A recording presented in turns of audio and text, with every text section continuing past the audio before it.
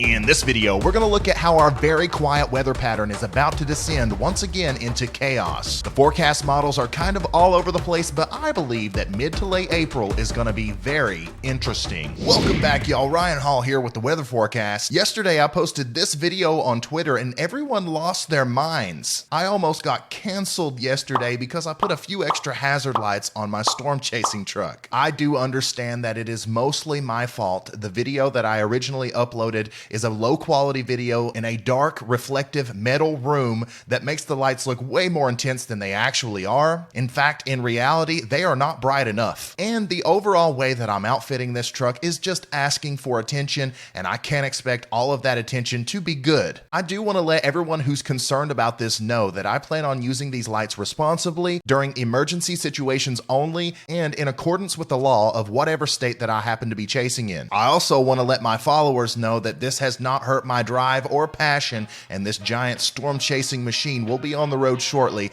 and I can't wait for you to see the final product. Now that that's out of the way, let's start talking about the weather. All right, here's a big old look at the United States of America. Let's see what's going on with the weather today.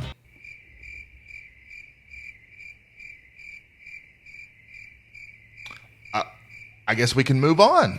All right, let's take a look at what's going to happen in the future, because obviously nothing's happening in the immediate forecast. We're going to start off by looking at the Euro model, and let's put her into motion and let's see what's going on here. Here's actually something really interesting, okay? Today, Friday, might be the first time in recorded U.S. history that nowhere in the United States gets any measurable precipitation. Now, I'm not completely up to date on this. I haven't checked to see if anybody in New England got any precipitation so far today, or down here in New Mexico. And I also believe there's some light precipitation right now in Montana. But once again, if that doesn't fall where a weather station is and we get no recorded precipitation, it'll be the first time that's happened, I think at least since 1991. But I think at that time there was at least one station that recorded some precipitation. So it's insane that we've went from back-to-back major severe weather events to now talking about nobody's getting any precipitation at all. It's extremely quiet out there, and you can see this big ridge forming. This is going to move to the east and expand,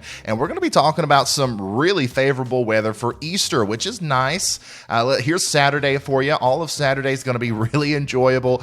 We've got high pressure in place. It's going to get hot down here in the Midwest, moving into the Great Lakes region. But then Sunday, once again, this is Easter, and it's looking even better. The whole United States now under a big ridge, a big spring ridge. It's nice. It's enjoyable out there. And we do have a little bit of something trying to work its way into Saskatchewan and Manitoba, and a low pressure system trying to form up here just to the east of the Rocky Mountains there in South Dakota. This is probably what's going to spark the end of our favorable weather, okay? This is probably going to be the death bringer to our ridge. And right now the models kind of agree with that, okay? Something gets together here around Monday, April 5th, okay? We've still got good weather down here in the southeast, and it's trying to move its way up into the northeast, but it's still cold up there in Maine. But watch this, an actual bona fide storm system comes together on April 6th. And now we've got showers and storms moving through Iowa, Kansas there. And we've got a little bit of a warm sector here, and this storm is trying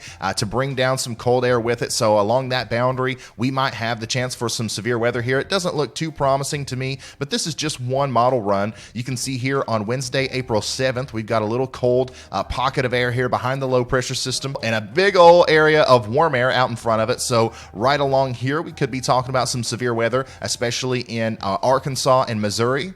Let's keep pushing that forward, and it kind of intensifies and might become a bigger problem here on April 8th in the southeast. Once again, this area cannot get a break. I don't know why. Some of the research analogs are showing, this time frame is actually looking pretty interesting once again for a possibly big severe weather outbreak down here in the southeast. It's too early to say we're locking that in, and that's definitely going to happen, but it is possible. That's why I'm here making this video today. There's nothing to talk about in the immediate forecast. We're talking about possibilities in the future, and I do believe our next big severe weather outbreak is going to happen around April 8th.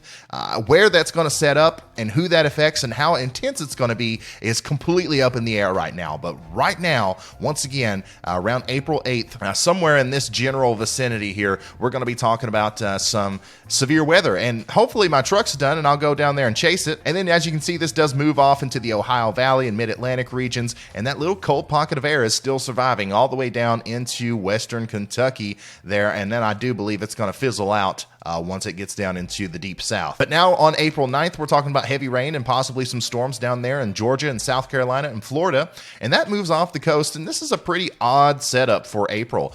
These low pressure systems that ride the ridge down to the south and east, that's something that you would normally see in June or July. I'm not sure if the models are handling this very accurately, and that's why I'm taking their exact placement of these low pressure systems with a grain of salt, but the fact that it's showing moisture coming in and we're going to get active, I believe all that. And then let's keep pushing this out a little bit more, and another storm system does try to form here all the way back on Sunday, April 11th. Okay, now let's rewind it here and let's look at those severe weather parameters. Once again, one of my favorite things to look at is the instantaneous flash rate. This kind of shows where areas of dense lightning strikes are possible in the future, and it's easier to paint the picture as to where those storms are going to pop up at here. Here we are on April 4th. We might have some storms pop up here in Iowa, and that's going to be on the leading edge of our storm system that's forming up here that might bring a multi-day severe weather event from April 5th all the way through April 9th.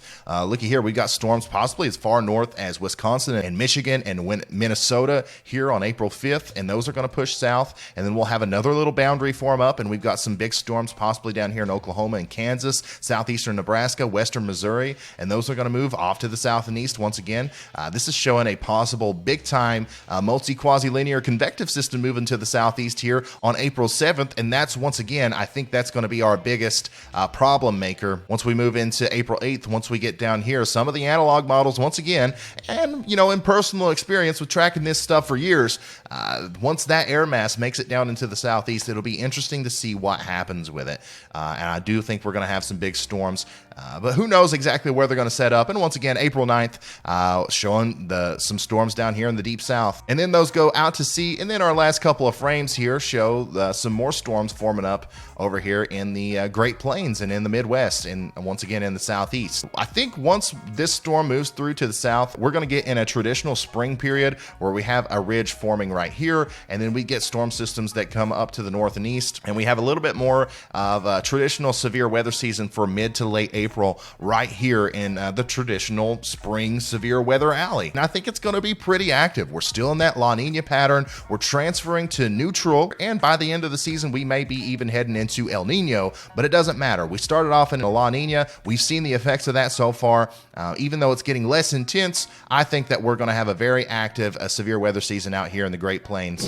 All right, let's keep pushing it forward a little bit more here on the GFS model. Now, once we get past 200 hours here, it's really, really difficult to put any faith in these models, but I do just want to look at how the pattern's unfolding. And this shows possibly some cooler air cycling back in from the north and east here, possibly bringing in another short cold blast to the northeast on April 13th. When is spring going to officially arrive for you guys? I don't know. But once again, here comes that secondary ridge, another big area of warm air that's going to try to penetrate into the Midwestern regions and the Great Lakes region, but this time it brings along with it a big storm system. Look at this. We've got a big storm system moving across the central United States to Missouri, Illinois, Kentucky, all the way down into the southeast and the mid-Atlantic regions. And watch this. The GFS shows that this storm's going to interact with this cold air that's just hanging out here and bring another snowstorm to the northeast. Look at that. April 16th, April 17th, heavy snow up there in the northeast,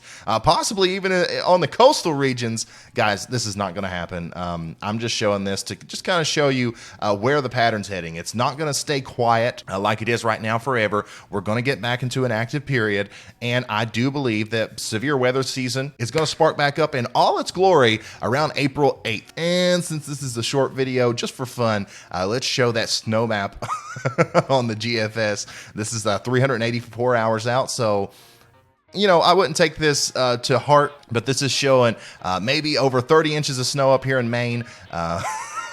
Over a foot of snow for much of the interior northeast. And I know I got a lot of you guys up here that watch, and I'm just curious, how many of you would like to see this? Leave a comment down below if you would like to see more feet of snow all the way into mid-April, or if you don't want to see it, explain to me how badly you just want spring to finally arrive there up in the northeast.